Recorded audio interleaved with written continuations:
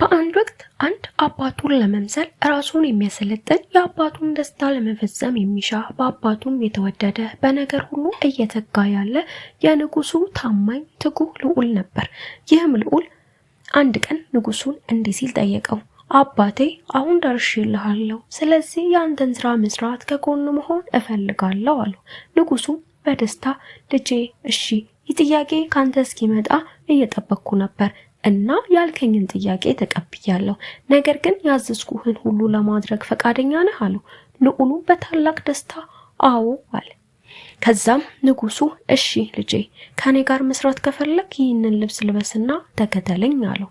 ልዑሉ ግራ በመጋባት እንዴ አባዬ፣ ይህ ልብስ እኮ የወረደ ልብስ ነው፣ ነገር ግን አንተ ካልከኝ እሺ እለብሳለሁ ብሎ ልብሱን ለብሶ ተከተለው። ከዛም ወደ አንድ ትንሽ ከተማ ሲደርሱ ንጉሱ ልጄ እንካ ይህንን መጽሐፍ በየቀኑ አንብበው፣ እዚህ መጽሐፍ ውስጥ ላንተ የሚያስፈልገውን መመሪያ አስቀምጫለሁ፣ እኔ ተመልሼ ወደ አንተ እስክመጣ እዚሁ መንደር ጠብቀኝ ብሎ ንጉሱ ልዑሉን ጥሎት ሄደ። ልዑሉ እንዲህ አባዬ ጠብቀኝ እያለ ቢከተለው አባቱ ርቆ ሄደ። ከዛም ልዑሉ አባቴ ምን እያደረገ ነው በማለት ተደናገጠ። መጽሐፉንም ልክ ሲከፍተው ልጄ ራስህን እኔ እስክገልጥ ድረስ አትግለጥ፣ ጠላቶቼ መተው ያጠቁሃል ይላል። ልዑሉ መጽሐፉን ዘግቶ በጣም ተርቦ ስለነበር ገንዘብም ስላልነበረው ከተማው ውስጥ መዘዋወር ጀመረ። ያን ጊዜ ለከተማው አዲስ ስለነበር የከተማው ወንበዴዎች አንተ ማነህ፣ ከየት ነው የመጣው እያሉ ብዙ ደበደቡት፣ ተሳለቁበት። ልዑሉ መልስ አልሰጠም። ተመቶ ደሙን እየጠራረገ ዝም ብሎ መንገድ ቀይሮ ተጓዘ። እርዳታ ጠየቀ፣ የሚረዳው አላገኘም። ብዙ ከተንገላታ በኋላ ተስፋ ቆርጦ መንገድ ላይ ሲተኛ አንዲት ምስኪን ሴት መታ ልጄ ከየት መጣ ነው? አንተ የንጉስ ዘር ትመስላለህ፣ ከዚህ ምን ትሰራለህ? ና እኔ ቤት እንሂድ ብለው ይዘውት ሄዱ። እዛም ተንከባከቡት። ቀጥሎም ከዚቹ እናት ጋር ያገኘውን ስራ እየሰራ በድህነት መኖር ጀመረ። ማንነቱንም አልገለጠም። ከወራት በኋላ ንጉሱ ወደዛ ከተማ እንደሚመጣና ሁሉም የከተማው ሰው ወጥቶ እንዲቀበለው ንጉሱ ለወደደው ቸርነት እንደሚያደርግ ይነገራል። ይህን ጊዜ ልዑሉ ደስ አለው። በቃ አባቴ ወደ ቀድሞ ቦታዬ ሊመልሰኝ መጣ አለ። ንጉሱ ግን ልጁን አልፎ ለሌሎች ቸርነት አድርጎ ለአንዳንዶች በከተማው ላይ ስልጣን ሹመት ሰጥቶ ተመለሰ። ልዑሉ አባቴን አውቀዋለሁ፣ ሊያስተምረኝ ፈልጎ ነው ብሎ ወደ ቤቱ ተመለሰ።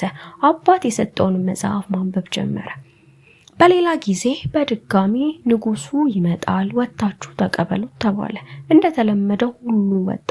ልዑሉም አባቴ ዛሬ አያልፈኝም፣ ቢያንስ ቸርነት ያደርግልኛል፣ በዚህ ከተማ ውስጥ እንኳን ይሾመኛል ብሎ በልቡ አስቦ ሄደ። ንጉሱ ግን እንደተለመደው ልዑሉን አልፎ ለሌሎች ቸርነት አድርጎ ተመለሰ። ይህን ጊዜ ልዑሉ አባቴ ረስቶኛል፣ ጠልቶኛል፣ አይፈልገኝም ብሎ አሰበ። እጅግ ከስቶና ተጎሳቅሎ ስለነበረ ንጉሱ አንድ ነገር እንደሚያደርግለት እርግጠኛ ነበር። ግን ንጉሱ ዝም አለው። ይሄኔ ልዑሉ ንጉሱ የሰጠውን መጽሐፍ መጣል ፈለገ፣ ግን አላስቻለውም። መጽሐፉን ከፍቶ ማንበብ ጀመረ። ከዛ እንደገና አባቱን መናፈቅ ጀመረና በረታ። በሌላ ጊዜ በድጋሚ ንጉሱ ይመጣል፣ ወጣችሁ ተቀበሉት ተባለ።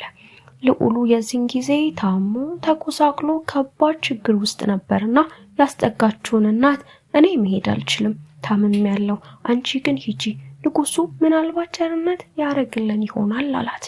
እሷም እሺ ብላ ሄደች። ልዑሉ ሁሉ ጊዜ ከአባቱ ጋር አባቱ በሰጠው መጽሐፍ አማካኝነት መጽሐፉን መመሪያዎቹን ሁሉ በማንበብ ከአባቱ ጋር ይገናኝ ነበር። አባቱ ምን እንደሚወድ ምን እንደሚፈልግ ከመጽሐፍ ውስጥ ብዙ ሚስጥር ዕውቀት ስለ አባቱ አስተዳደር፣ ስለ መንግስቱ ብዙ ተረድቶ ነበር። ንጉሱ የልጁን መታመም ሰምቶ ስለነበረ ልጁን በአይኑ ፈለገው፣ ልጁን ተራበው። ከዛም አባት ልጁን በህዝቡ መሃል በስሙ ጠራው። ሁሉም ህዝብ እንዴ ይህ የንጉስ ልጅ አይደለም እንዴ የሚባል ሰው በእኛ መሃል የለም እኮ ተባባሉ። ንጉሱም ቀጠለና በሚያውቁት ስም ሲጣራ ሁሉም ደንግጠው ዝም አሉ። ያኔ ያቺ ልዑሉን ያስጠላለችው ሴት መጣ። እኔ ቤት ታሞ ተኝቷል አለች። ንጉሱም ፈጥኖ ወደ ልጁ ሄደ። ልጅም አባቱን ሲያይ አለቀሰ። አባቴ አየኸኝ፣ እኔ ያላንተ እንዲህ ነኝ፣ የማልታወቅ የማልሰማ ምስኪን ጎስቋላ ሰው ነኝ። እኔ ልዑል የሆንኩት ባንተ ነበር፣ እኔ በራሴ የሆንኩትን ግን አየህ፣ ይህንን ነው አለው። ከዛ ያቺ ምስኪን ሴት ልዑል ሆይ እኔን ወደ አንተ የላከኝ ንጉሱ ነው። ሳስተምርህ፣ ስመክርህ፣ ስገስጽህ፣ ሳዝህ፣ ብዙ ስራ ሳሰራ የነበረው ልዑል መሆንህን እያወቅኩ ነው። ይህ ሁሉ የንጉስ ትእዛዝ ነበር። አየህ የኖርከውም፣ አየህ ያልሆንከውን ብቻ ሳይሆን የሆንከው በህይወት የኖርከውም፣ እኔን ያገኘኸኝም በንጉሱ ትእዛዝ ነው አለችው። ንጉሱ ልጁን አቅፎ ሳመውና ልጄ በዚህ ሁኔታ እንድታልፍ ያረኩህ ነገ ለምታገለግለው ህዝብ እንድትራራ፣ የሚያልፉበትን መንገድ አውቀህ በጥንቃቄ ህዝቤን እንድትመራ፣ ህመማቸውን እንዲሰማህ ነው አለውና ንጉሱ ልዑሉን ወደ ቤተ መንግስት ወሰደው። ብዙ ስልጣንና ሹመትም ሰጠው። ያች ለልዑሉ መልካም ያደረገች ምስኪኗ ሴትም ንጉሱ ብዙ ቸርነት አደረገላት። ከዚህ ምን ተማራችሁ? አንዳንድ ከባድ ትግሎቻችን የጸሎታችን መልስ መንገድ ናቸው። ልክ ልዑሉ አባቱን አባቴ ካንተ ጋር አብሬ መስራት እፈልጋለሁ ሲለው ንጉሱ ስልጣን አልነበረም የሚሰጠው፣ ለስልጣን እንዲበቃ የስልጠና ሜዳ ነው የላከው። የልዑሉ ፈተና የነበረው የጥያቄው መልስ የሆነው መንገዱ ነው፣ የስልጠናው ሜዳ ነበር። እናም አንዳንድ የጸሎታችን መልስ ህመም ውስጥ ያሳልፈናል። ያ የጸሎታችን መልስ የሆነው መንገዱ ነው፣ ማለትም የስልጠናው ሜዳ ነው። ለዚህ ነው ጊዜያችን የደረሰ ሲመስለን የባሰ ከባድ የህይወት ፈተና ውስጥ የምንገባው። ልክ ልዑሉ የአባቱን ስራ ለመስራት ብቁ እንደሆነ አስቦ እንደነበረ ንጉሱ ግን ገና ስለሆነ በከባድ ፈተና ውስጥ አስተምሮ እንዳሳለፈው። ልዑሉ በወንበዴዎች ሲደበደብ፣ ሲናቅ፣ ሲሰደብ የሚረዳው ሲያጣ እኔ እኮ ልዑል ነኝ አላለ ቢልም የሚሰማው ስላልነበር ትልቅ መከራ ውስጥ ሲገባ ነበር። ይኸውላችሁ ራሳችሁን መደበቅ ባለባችሁ ሰዓት ራስን መግለጥ ከመከራ የማምለጫ መንገድ ሳይሆን መከራ ወደ እናንተ የምትስቡበት መንገድ ነው። ያለ ጊዜ የሆነ ነገር ሁሉ ብዙ ዋጋ ያስከፍላችኋል። ተጠንቀቁ። ታውቃላችሁ የጊዜ ከባድ ጊዜ ነው። እየቻላችሁ እንደማትችሉ እያወቃችሁ እንዳላወቃችሁ የምትሆኑበት ጊዜ ነው። ኢየሱስ 30 ዓመት እስኪሆነው ጠበቀ፣ ዝም አለ። ተራ የአይሁድ ወጣት ብቻ ነበር። ጸጥ የምትሉበት ጊዜ አለ። ጸጥ በሉ። ይህ ጊዜ ላይ ብትናገሩ አትሰሙ፣ ብታወሩ አትደመጡ። ይህን ጊዜ እናንተ የምትሰሩበት ጊዜ ነው እንጂ እናንተ መስራት የምትጀምሩበት ጊዜ አይደለም። ስለዚህ በዚህ ጊዜ ውስጥ ስታልፉ እናንተ ክርስቶስን ለመምሰል ወደ እርሱ የምታድጉበት፣ እግዚአብሔር ለራሱ ስራ እንደፈለገ እናንተን የሚሰራበት ጊዜ ነው። ይህ ጊዜ ደግሞ መሰራት ህመም አለው፣ ዝቅታ አለው፣ ሸለቆ አለው፣ መረሳት አለው፣ መጠላት አለው። ግን እንደዚህ አይቀጥልም። ስለዚህ እግዚአብሔር በጊዜው ከፍ እንዲያደርጋችሁ ከኃይለኛው ከእግዚአብሔር እጅ በታች ራሳችሁን አዋርዱ። አንደኛ ጴጥሮስ 5:6 ንጉሱ ልዑሉ ላይ ለምን ጨከነ? ጨክኖ አይደለም፣ የተሻለ አድርጎ ሊሰራው ነው። ልዑሉ ከጠየቀው የተሻለ ሊሰጠው ነው። አምላካችን እግዚአብሔር እንዲህ ነው፣ ከጠየቅነው የተሻለ ሊሰጠን ነው። ንጉሱ ልዑሉን አልፎ ለሌሎች ቸርነት አደረገ። እግዚአብሔር እየጠበቅነው ሲያልፈን አንዳንዴ እናንተ የባሰ ሁኔታ ላይ ሆናችሁ ሌሎች ሲጎበኙ ታያላችሁ። የመጀመሪያ ጊዜ ልክ እንደ ልዑሉ ሊያስተምረኝ የፈለገው አለ ትላላችሁ። ሲደጋግም ግን ትዝላላችሁ። የተረሳችሁ የተዋችሁ ይመስላችኋል። የዘገየል ተስፋ ልብን ታደክማለች። ልባችሁ ድክም ይልባችኋል። ያን ጊዜ ልዑሉ አባቱ የሰጠውን መጽሐፍ ተስፋ ቆርጦ ሊጥል እንደነበረ ግን ተስፋ እንዳልቆረጠ እናንተም ተስፋ የምትቆርጡበት ብቸኝነት፣ ባዶነት የሚሰማችሁ ጊዜ አለ። ያኔ ልዑሉ የአባቱን የሰጠውን መጽሐፍ መጣል አቅቶት አንብቦ እንደበረታ እናንተም ከእግዚአብሔር የተቀበላችሁትን ራእይ መልእክት አትጣሉ፣ መንገድ አትቀይሩ። ልክ ልባችሁ ውርድ ድክም ሲልባችሁ የእግዚአብሔርን ቃል አጥኑ፣ ጸልዩ፣ በጌታ ፊት ውደቁ። መሄጃ የለኝም ጌታ ሆይ በሉት። ያን ጊዜ እናንተን ሊያስቆም የሚችል የትኛውም ኃይል በሰማይ ሆነ በምድር አይኖርም። በርትታችሁ ትቀጥላላችሁ፣ ትጸናላችሁ እንጂ ከከፍታችሁ ፈጽሞ አትወርዱ። ስለዚህ እግዚአብሔር ከነገራችሁ በታች የሆነ ነገርም አትመኙ። ልዑሉ ንጉሱ ዝም ሲለው ልዑልነቱን ትቶ የትንሽ ከተማ ሹመት ሲመኝ እንደነበረ እናንተም ገበታ ተዘጋጅቶላችሁ ፍርፋሪ አትመኙ። እግዚአብሔር የነገራችሁን ያንኑ ራሱ እስኪያደርግላችሁ ድረስ አይተዋችሁም። ዘፍጥረት 28:23 ላይ እግዚአብሔር ለያዕቆብ የነገርኩህን እስካደርግልህ አልተውህም አለው። የነገረውን አደረገለት እንጂ አልተወው። እግዚአብሔር የነገራችሁን ራሱን ነው የሚያደርግላችሁ። ልዑሉ ወደ ንጉሱ መሄድ አቃተው፣ ታመመ። ንጉሱ ወደ ልዑሉ መጣ። የመጨረሻዬ ቀን ነው ስትሉ እድሜ ይጨመርላችኋል። እያለቀስኩልን ነው ስትሉ የመጨረሻ እንባ እግዚአብሔር ያደርግላችኋል። ሐና ብዙ ያለቀሰችው ልክ ልትስቅ ስትል ነው። ሳራ የውሸት የሳቀችው ያያት ሁሉ ከሷ የተነሳ ሊስቅ ባለበት ጊዜ ላይ ነው። ተስፋ አለ፣ ተስፋ አላችሁ። እግዚአብሔር አለ። አንዳንድ ቀኖች የሰበክናቸው ቃሎች ፕራክቲካል የምናይበት ቀን አለ። በእሳት ውስጥ የምታልፉበት፣ የምትቃጠሉበት ግን ማትቃጠሉበት፣ በውሃ ላይ የምትራመዱበት ግን የማትሰምጡበት ጊዜ አለ። እግዚአብሔር ከናንተ ጋር አለ። እግዚአብሔር ዝም ያላችሁ ሲመስላችሁ ሁኔታ የሰወረባችሁን ስውር አብሮነቱን ፈልጋችሁ እዩ። እሳት ውስጥ እግዚአብሔርን ፈልጉት። አለመቃጠላችሁ ከእግዚአብሔር የተነሳ ስለሆነ በምታልፉበት የሚያሰጥም ውሃ ውስጥ ስውር አብሮነትን እዩ። ያልሰጠማችሁት ከእሱ ከእግዚአብሔር የተነሳ ስለሆነ ንጉሱ ልዑሉን አልረሳውም፣ ዝም አላለው።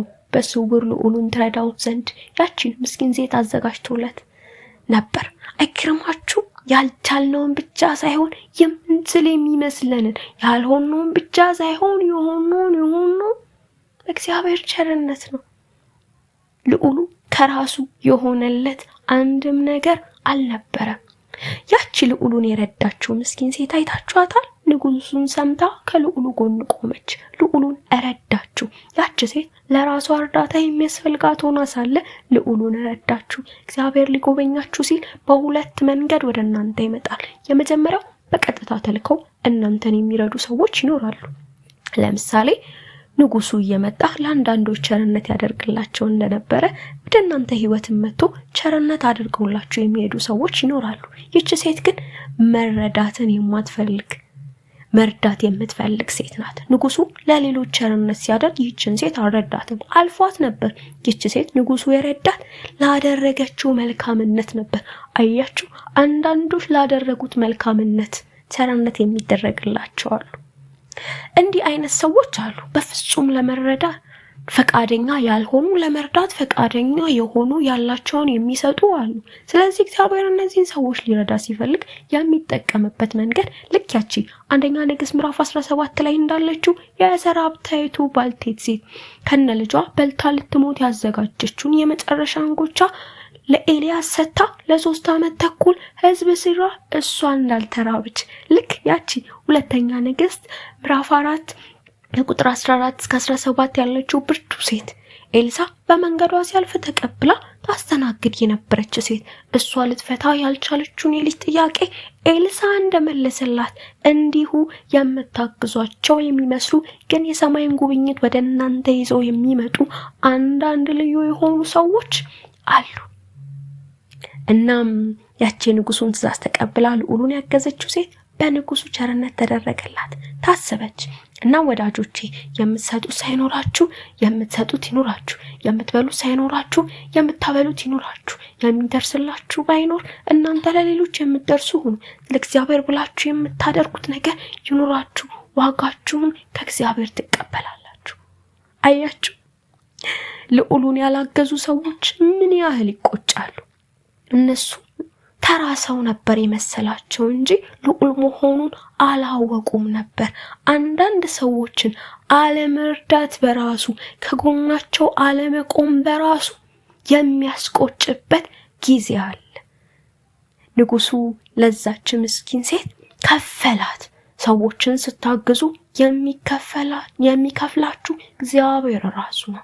ማቴዎስ 10:42 እንዲህ ይላል፣ ማንም ከነዚህ ከታናናሾቼ ለአንዱ ቀዝቃዛ ጽዋ ውሃ ብቻ በደቀ መዝሙር ስም የሚያጠጣ እውነት እላችኋለሁ ዋጋው አይጠፋበትም።